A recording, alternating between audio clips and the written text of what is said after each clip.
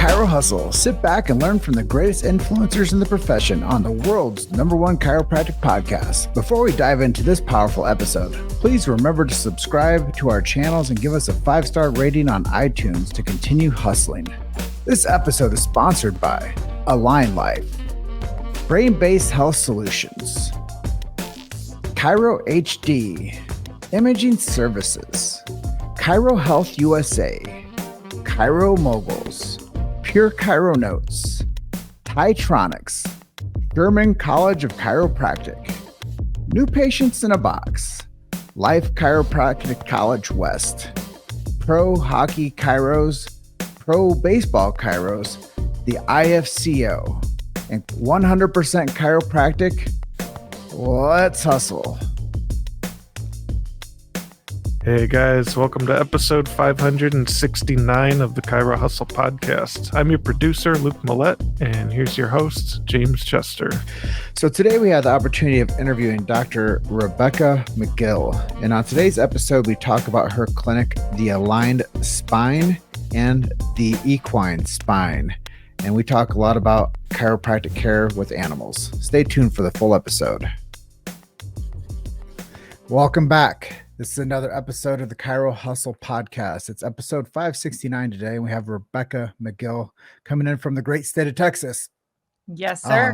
Yeah, it's going to be a lot of fun today. We had a nice chat session before we got live today, and one of those things was staying true to the lexicon of the languaging of chiropractic. And with that being said, I'll just give our quick opener why we do what we do over here. Well, first things first is we protect freedom of speech with this message. We've created a depository of interviews that have historically referenced what chiropractic is and what chiropractic isn't. So that was really an important part of this mission that we've been on. Secondary, we do support medical freedom and family health freedom. We want people to know it's okay to make choices for yourself and to be informed about those choices. And as we continue on, I talk a little bit more philosophically. We believe in B.J. Palmer's Sacred Trust. He was the developer of chiropractic. If you don't know what the Sacred Trust is, I would stop this interview right now and go find your favorite search engine and go look for B.J. Palmer's last words. You'll know more about chiropractic than you previously did. Back to the lexicon thing. We believe in subluxation-based chiropractic and supporting chiropractors that want to check, detect, and correct vertebral subluxation. And then lastly, we also believe that when man or woman, the physical, are adjusted, it connects them to man or woman, the spiritual. And that's innate intelligence and universal intelligence. Really historical things, but still have their place within the chiropractic discussion today. And with that, Dr. Rebecca McGill, welcome to Chiro Hustle. Thank you, James. I appreciate it. Yeah, I'm ready for some fire. I know you're a second-generation chiropractor. You love to take care of your practice is called the Aligned Spine and the Equine Spine.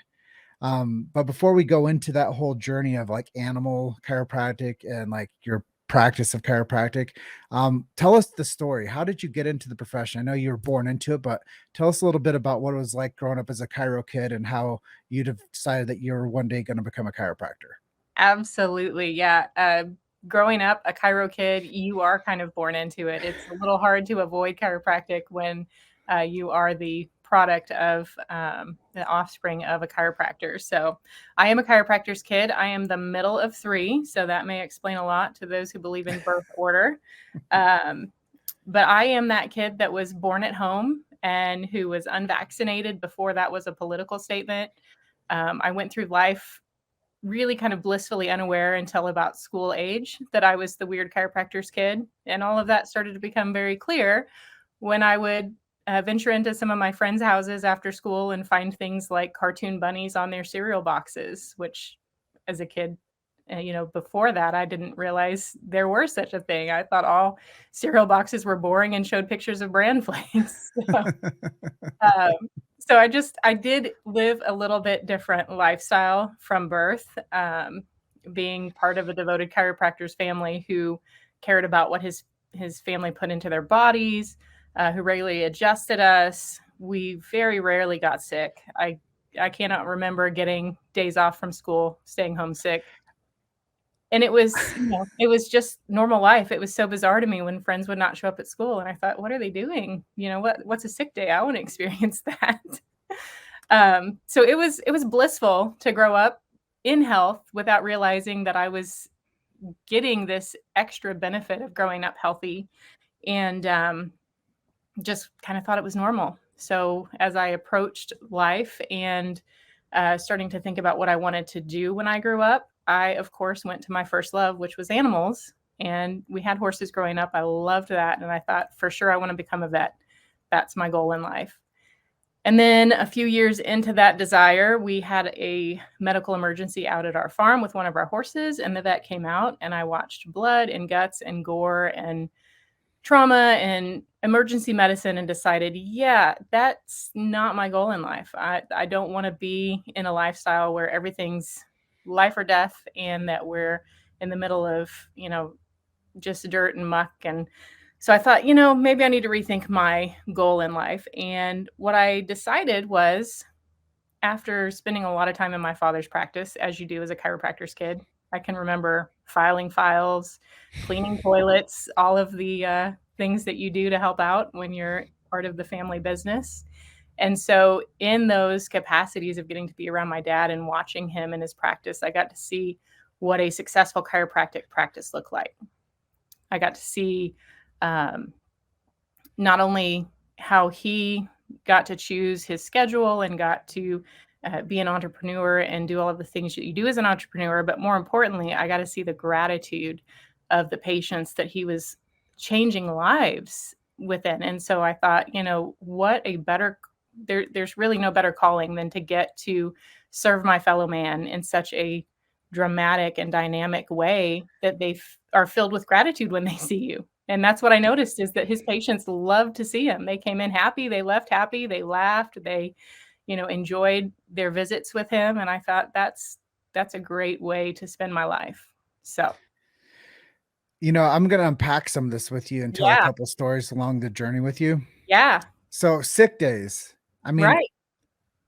one of the first things I ever learned 15 years ago when I started looking at chiropractic videos, I watched this guy named Billy DeMoss. Yes, love Billy. And he would always say that the body was designed to be healthy. I agree with that. Yeah. Yeah, our creator made us that way. We are designed for health, but things get in the way. And it's pretty common today that a new mom will have their baby and the baby will be sick before even sick days are a thing. Right. Before it's even we're going to call off school. We're bringing sick children into this world. We are. Yeah. We see that all the time. I've got my aligned spine practice where I help people. I get, all ages in my practice, from young to old, from newborn to, elderly. And I love treating the newborns because you see so much change instantaneously in just their being and their ability to resist illness and their ability to eat without getting colicky, things like that. Well, one of the greatest things I ever watched was by an animal chiropractor named Jay Comerick. He made a film called Life Adjusted, and it was about equine adjusting. So when I saw that your animal side of chiropractic business was called the equine spine, I was like, now you're talking about kids and babies that can't Right. speak. And now you're talking about animals that there's no way for it to communicate other than changing its dynamic of response. The only way you can tell if an animal is feeling better is by it behaving differently. Absolutely. It's not like an SOP. Hey, how are you doing today? Well, I'm improving. Well, what's improving? How much of it's feeling better? Are you sleeping through the night? What is going on with your symptomatology? A horse will just tell you because of its behavior. A baby will just tell you because of its behavior. I mean, you hit the nail on the head right there. The most amazing thing about being an animal chiropractor and a people chiropractor is I end up getting more patients from my animal work transitioning into my people practice because they watch their animals change. And the beauty of animal chiropractic is there is no room for placebo. I cannot convince that horse to behave any differently, or that dog, or that alpaca. I've got a phenomenal story for you on that one. But I can't encourage these animals to behave differently in response to the adjustment. It's just their physiology responding to what we're doing. And that is proof in the pudding for so many people.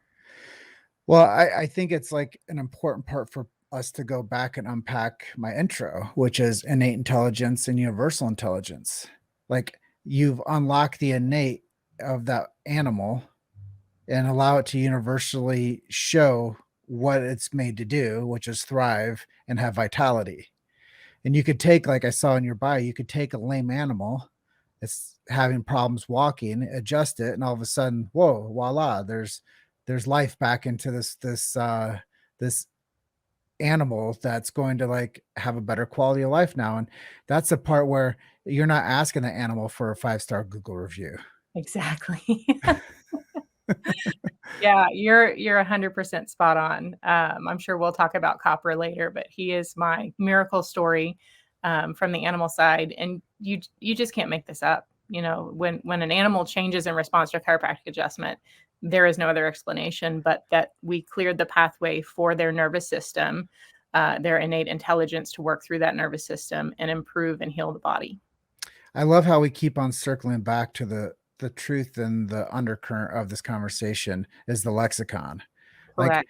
you know, you being in the education world, working at Parker as a professor there, it's so important for us to keep the languaging intact. Wouldn't you agree? I agree 100%. In fact, when I worked at Parker from 2009 into 2016, one of my favorite classes to teach was communication. And the reason I love that class so much is because I found it vital to the future of our profession for us to maintain the just the clarity and the unique lexicon that we have, and to make sure that we are continuing to pass that on. Without our lexicon, we are not a unique profession. We don't have really the purpose behind what we do. And unfortunately, we are the only profession doing what we do. So if we lose chiropractic, we lose an entire form of healing art that is not available anywhere else. Yeah. And the responsibility now, one of the talking points that I know you wanted to cover today was inspire excellence in the next generation. Yes. How do we do that? And what is your like vision for helping do that? Oh man, well, the very first thing that we have to do as chiropractors is we have to remember that we are called to diligently work and to understand that while we can, enjoy the fruits of our labor, that there is a beauty and a bounty in the work that we do. So I like to motivate, especially young chiropractors coming out, that the first thing we have to remember is that it is work. It's very easy to look at chiropractors that are halfway or 3/4 of the way through their practicing career and see all the success and think, I want that. But what you're failing to see in just looking at the surface is all of the years of hard work, the determination, the persisting through no's, the getting past the obstacles that goes into that success. So my big thing is to remind those folks to work hard and to remember one of the most, I think the most poignant Parker principles that we have, which is to develop a compassion to serve that is greater than your compulsion to survive. That our first goal in practice is to be concerned for and to really love the patient in front of us, to help them through the hardship that they are visiting you for, and then to show them the beauty that it's not just getting through that particular hurt or hang up or illness, but that it's actually a way to thrive in life. Yeah, one of our sponsors, they talk about changing it from pain to brain. Yes. Yes. And that if more people knew that the profound impact that a chiropractic adjustment had on the brain, we'd have a lot more people interested in not being in pain. Absolutely. Yeah. The amazing neurologic response that the body has to a chiropractic adjustment is something that is well hidden within our profession, unfortunately. And a lot of just our general sentiments from the environment around us, the folks that are unaware of what chiropractors do hear that we are a chiropractor and they think we're a bone doctor or we're a back doctor. And they have no idea that what we are is actually a nervous system doctor, a brain specialist who can improve the functioning of the body through the chiropractic adjustment in a vast and immense way. I always used to say that if people knew what we did, they would want to do what we know. Correct. Correct. And I think that that's why we continuously push on with our show the way that we produce it, is because I was telling you off camera, I was like, people like know that we've done over 1,000 interviews on chiropractors, and they're like, do you ever get tired of the same topic? And, just to say, like, if I could have a next 600 interviews where all we talked about was changing the idea of the way that people take care of their bodies from a standpoint of pain to brain, or from chiropractic to being back doctors to nervous system, like, specialists. Correct. Like, I've always heard this idea that if people had this vision a long time ago about people being lined up around the blocks to go to chiropractors. Yeah. And it seems like we've been at this like major, like, 4th and 1 for a long time. Like, what do we have to do to like get across that line to where people understand that it's not about pain, and it's not about it being an expensive Advil. It's something that gives life to you. And, the cliches like give years to life, life to years, that type of idea. But that's really the major premise of this profession.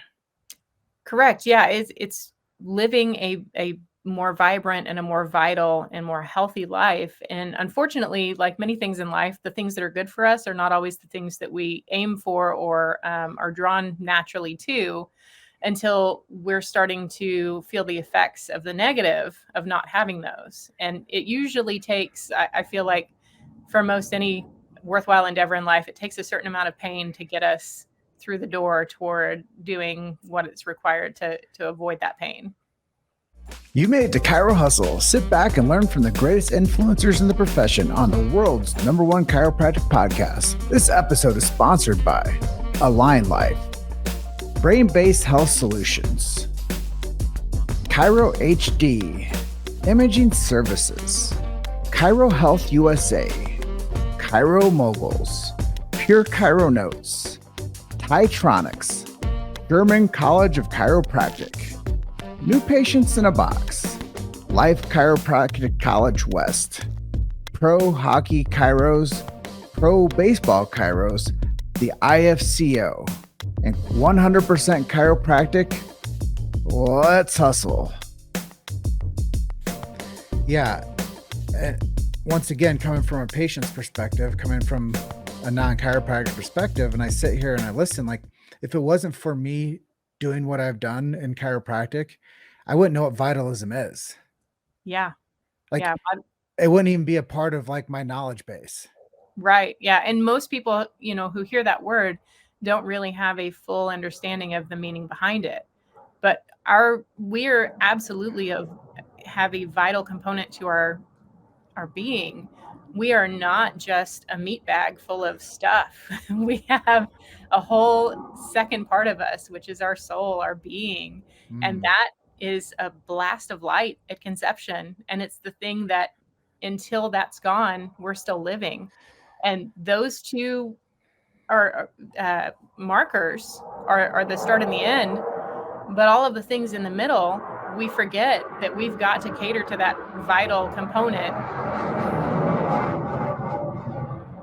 Speaking of the 4th of July and freedom, I live right next to a Naval Air Force base, so enjoy the sounds of the jets as they go by. Well, I apologize for that. More power to them. It's one of the cooler things I've heard as background noise to podcast episodes. I sometimes hear some kids, sometimes I hear some dogs, sometimes I hear patients talking. So let's hear some jets go. There you go. Yeah, freedom. Down to freedom. So I let's talk a little bit more granular now, because I know we've done a good job of touching on what chiropractic is, what chiropractic isn't. Talk about your love for the animal chiropractic part of your practice and how that translates into people potentially becoming human chiropractic patients. Yeah, when I was in school in the early 2000s at Parker, it was attending Parker that also had an animal program that I first learned that I could do something called animal chiropractic. And that it sparked that thing inside of me that I remembered from being a kid and knowing I wanted to be a vet. I thought, okay, my creator has just directed me toward the exact thing that I'm supposed to do in life, which is to help animals through this amazing thing called chiropractic. I was already sold on chiropractic. I knew I wanted to help animals. It was a perfect marriage of the two. So in 2010, when I got my certification, I, hit the ground running and just tried to fill that practice as quickly as possible. In fact, at first, I thought, you know what, that's all I want to do. And being a chiro kid and being a person who's watched so many people heal through chiropractic, it eventually became clear to me that I couldn't just do one, that I felt like I was neglecting the people that needed me if I just did animals. So, I kind of opened both sides of it at that point. But I can't tell you the number of animals that I've witnessed over the 13 years of my practice now that have made just remarkable changes. And if you've got time, I'd love to tell you about Copper the alpaca. I want to hear all the miracle stories about how you've helped animals. Okay. Well, this I've had, lame dogs that have actually been paraplegic or even just not bowel and bladder starting to go, and had those dogs come back from not being able to walk. But my craziest story to date with animals has been Copper the alpaca. One, because how do you even get into being asked to adjust an alpaca? But this lovely alpaca owner, he runs a farm in Keller, Texas.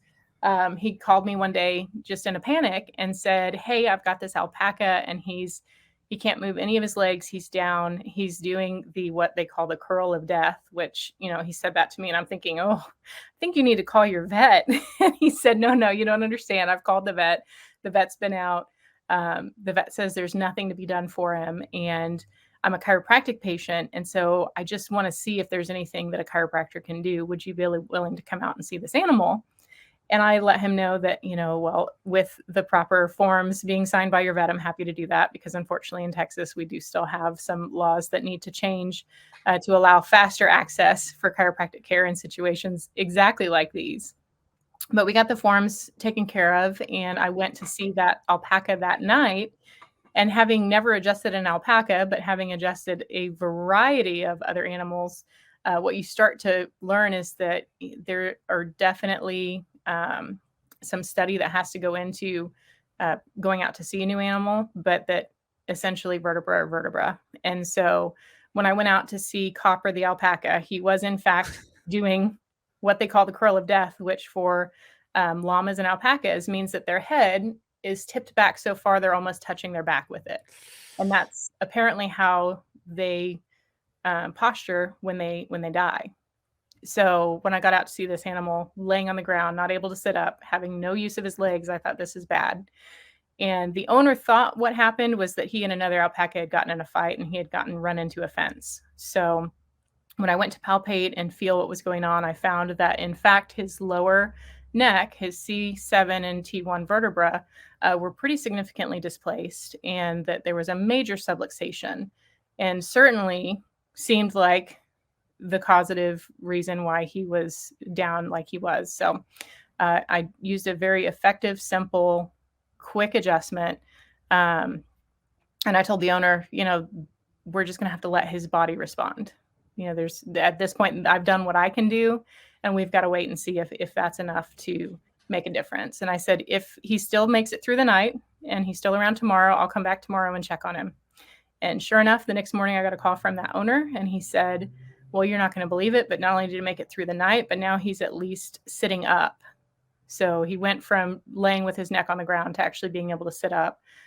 Still didn't have use of his legs, but after about 8 weeks in consistent chiropractic care, his body fully healed. He went on to be the stud alpaca he was supposed to be and father other alpacas, and is still around to this day. And it was just a phenomenal experience to get to help an animal that was truly on its deathbed restore that vital component and restore its health back to life. Well, that's a really amazing alpaca story. Yeah,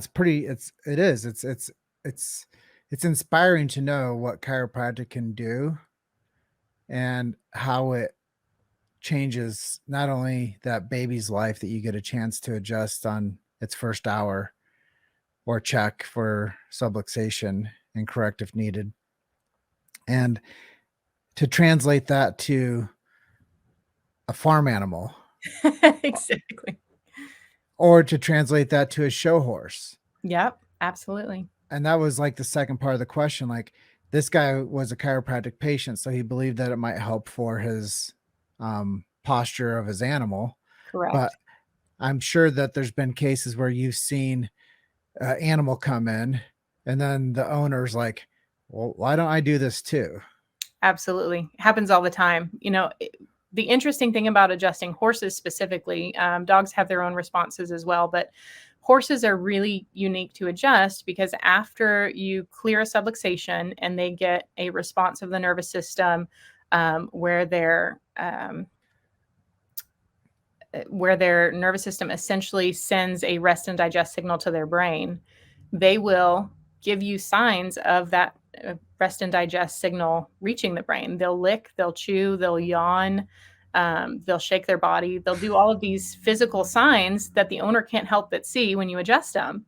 And so I tell my owners prior to the adjustment, especially the ones that have not ever had a chiropractic adjustment themselves, or the ones who maybe are skeptical of chiropractic, I'll tell them before I put my hands on the animal, I'll say, if we're doing what we're supposed to here and we're actually impacting his brain, you're going to see him respond.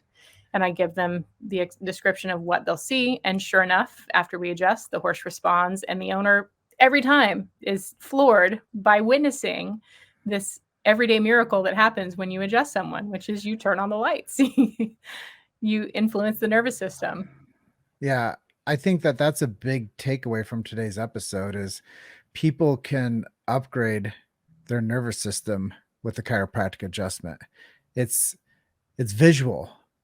And I think we've been integrated and coached for a long time that chiropractic is just about the pain of somebody's low back or their headaches or their neck pain or their car accident or their slip and fall. But what we have to go back to, like the roots of the whole conversation, is it's an upgrade to your nervous system, whether it's a pain, whether it's a headache, whether it's a slip and fall, whether it's a car crash. All of these instances, we need to attribute the upgrade to the nervous system as much as we attribute that to the upgrade of a nervous system to a horse. And I think that all cases are chiropractic cases when it comes to people. We just take a different level of like approach to somebody that's been in a car crash or somebody that's an athlete that plays football every weekend, or we take people's instances in their caseload based on how much stress that person has in their life, and we take a different critical idea of why. If you're having headaches every day, why wouldn't you want to get adjusted? If you're having headaches monthly, why wouldn't you want to get adjusted? If you have a lame leg and it has sciatica shooting down it, why wouldn't you want to get adjusted? And Yeah. if you're just a normal, healthy person that wants to retain normal health, why wouldn't you want to just get adjusted? Because it's an upgrade to your nervous system. Yeah, absolutely. I think over the years, we've become so renowned at helping people through our pain control that it speaks to what they think they're going in for. And because we don't, as a profession, communicate effectively very often to people about chiropractic being so much more than that, that's what people come to us for, because that's what they think we do. And so it is our job as professionals within the industry to start sharing with people that it is greater than just pain relief, that we are really good at pain relief, and that's a phenomenal side effect of chiropractic. But our goal with chiropractic is to actually help your body react better, to respond better to its environment through the nervous system. Chiropractic is way much more than that. I love that. So let's go lightning round. I have a few questions I want to touch on. Who are some of your heroes? Who's inspired you to become the chiropractor you are today? I know probably I'm just going to take the first one away from you as your dad. So you can't.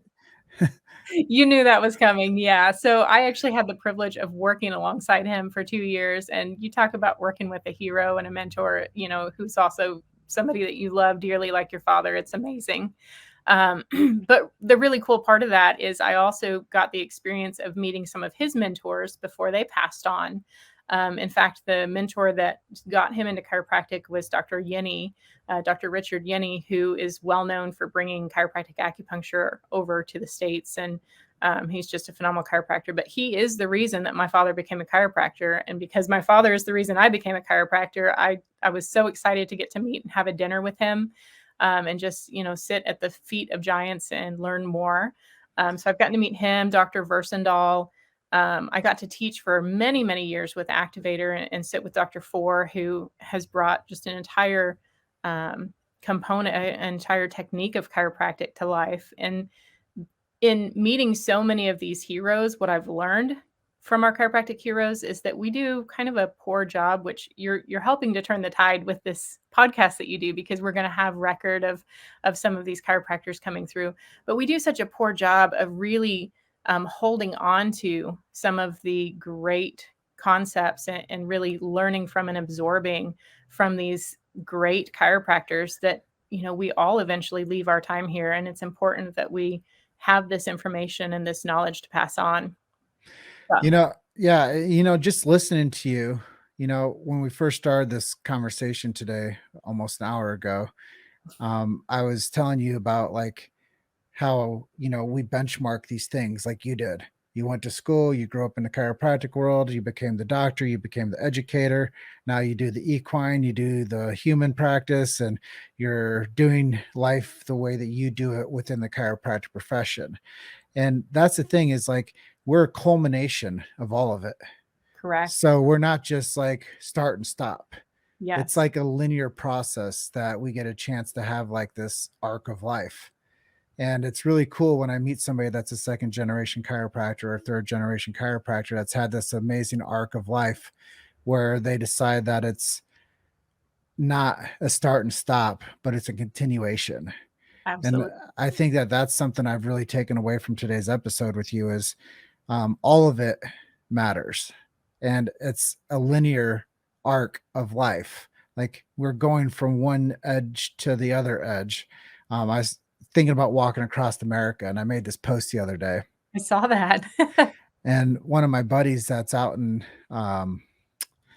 Washington said that one of his patients did it. They like had a tire. They started with a tire in one ocean, and they Wow. ended with a tire in another ocean. Well, they Wow. rode their bike. But I think that that's the continuation of a career or a profession. We want to see it like leave it better than we found it. Yes. Yeah. And I think that that's really a very moralistic and ethical way of dealing with chiropractic. Is it's not just for us. Yeah. And if BJ and Dee Dee wouldn't have like made it public and started a school, like, we wouldn't have this amazing healing art today. Absolutely. Yeah. It requires a continuation, and it requires us pouring into that next generation if we're going to have it continue the way it was intended. Well, that's an amen moment for me. Me too. If people wanted to know more about you, reach out to you, schedule you for another interview on their podcast, or work with you directly, where do we send people to? You can send them to my website at www.thealignedspine.com, or email drmcgill@thealignedspine.com. And at this juncture, is there anything that I didn't ask you that you wanted to share with our audience today? No, I think that, we've got to mentor, motivate, and mobilize the next generation of chiropractors, and that it is, my generation of chiropractors' responsibility to do that, to help. It's very easy as a chiropractor in a solo profession, in a solo practice, to focus on just what the profession can do for us. Can it give us a lifestyle that we want? Can we make a living? Can we feed our family? But really, it's so much bigger than that. And it's important that we start really focusing on helping that next generation of chiropractors and giving them a hand up, and allowing them to do the hard work to continue the profession. Well, they have big shoulders to stand on. And I stood on the shoulders of many big ones before me. That's what life is standing on the shoulders of the ones who came before you. And we've got to keep that drive alive of learning, sitting at the feet of the greats and soaking it all in, and then passing that along when it's your turn to do that. Rebecca McGill, Doctor of Chiropractic, episode 569, Chiro Hustle Podcast. Really appreciate you being our guest today. I appreciate you having me. It was great talking with you. So much fun. I want everybody to learn more about animal chiropractic. If you want to reach out to Dr. Rebecca, go to www.thealignedspine.com or email her at drmcgill@thealignedspine.com. With that, thanks for being on our show. It was a lot of fun, and I look forward to connecting with you soon. Yes, sir. Thank you so much. All right. Bye for now. Bye. Thanks for listening to Chiro Hustle. Don't forget to subscribe and check back next week to continue hustling.